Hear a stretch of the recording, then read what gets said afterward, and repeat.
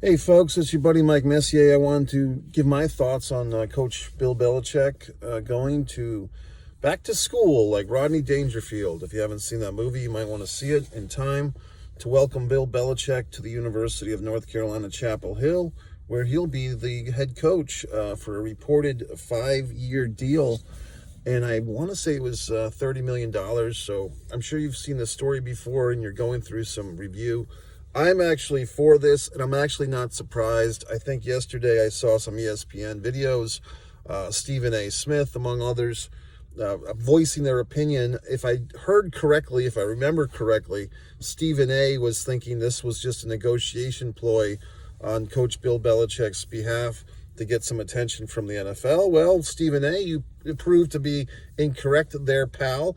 I don't think Bill Belichick plays games like that. I think, he obviously has some gamesmanship in the NFL, 6 Super Bowls in his itinerary, in his pocket, under his belt, so to speak.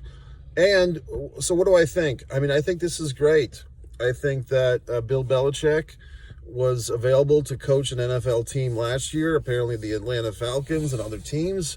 Notably, the Dallas Cowboys, they could have signed him. The Jaguars here in Jacksonville could have signed Coach Belichick.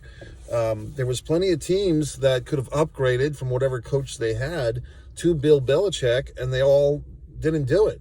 So why should a man of this accomplishment, why should a man with this prestige, who's deep into his 70s, has a wonderful younger lady in his life, why should he let these NFL owners treat him like secondhand garbage? If he's got an offer to do something else, or actually to do the same thing for someone else, for another situation, in this case college ball, then go back to school. Take your young 25-year-old girlfriend, go to the keg party, stand upside down like you're 22 years old instead of 73 or whatever the fuck he is, and have yourself a grand old time.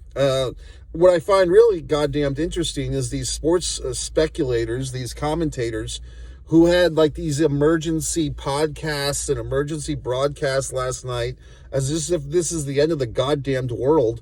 They seem to all take it very personally that Bill Belichick was going to be coaching outside of the NFL.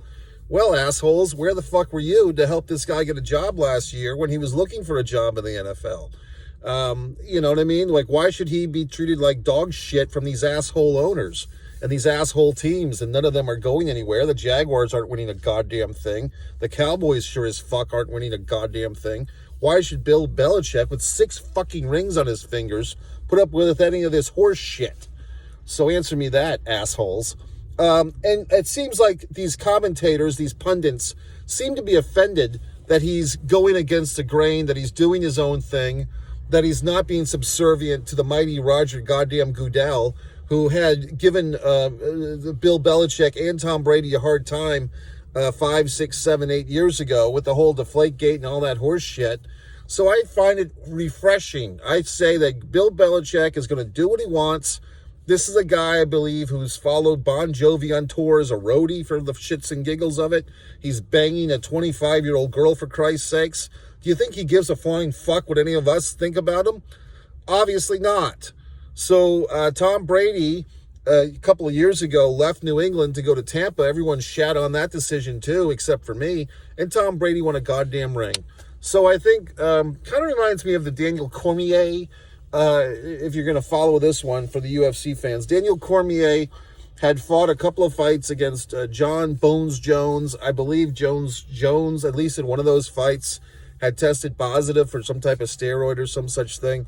So Daniel Cormier, I think Jones was suspended or whatever the fuck was going on. And Cormier, rather than seeking a third fight, went out, and I believe he upgraded to heavyweight division, if I'm remembering the story correctly. He went from light heavyweight to heavyweight, won the heavyweight title, and was basically like, I had to do something away from Bones Jones. I had to do something for me that did not involve this other asshole in the world. And that's what I think Bill Belichick has done here quite magnificently.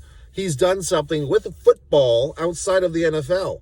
So all these, ESPN apologists, all these NFL hero worshipers that put Roger Goodell and the mighty Shield on a goddamn platform of innocence, well, Bill Belichick basically said, fuck each and every one of you ass-kissing assholes. I'm going to do my own goddamn thing. I'm going to go coach at a wonderful North Carolina institution. I'm going to teach these young men how to play football. Now these other assholes are saying, well, gee whiz, these kids, they don't know how to respect football. They're going to be checking their phones and NIL and all. Well, I'm sure there's 40 young asshole high school pieces of shit that want to learn how to play football the right way from Coach Belichick. I mean, granted, most of the people are scum these days, but I'm sure there's 40 young men that want to learn how to play football the right way, the Bill Belichick way, the champion way, and they'll be joining him in Chapel fucking Hill. And I'm sure Bill Belichick will be the king of the toga party with his young 25-year-old girlfriend. And if she dumps him, he'll find a 24-year-old girlfriend. So rah, rah, rah. Good job, Coach Bill. Chapel Bill rules, assholes.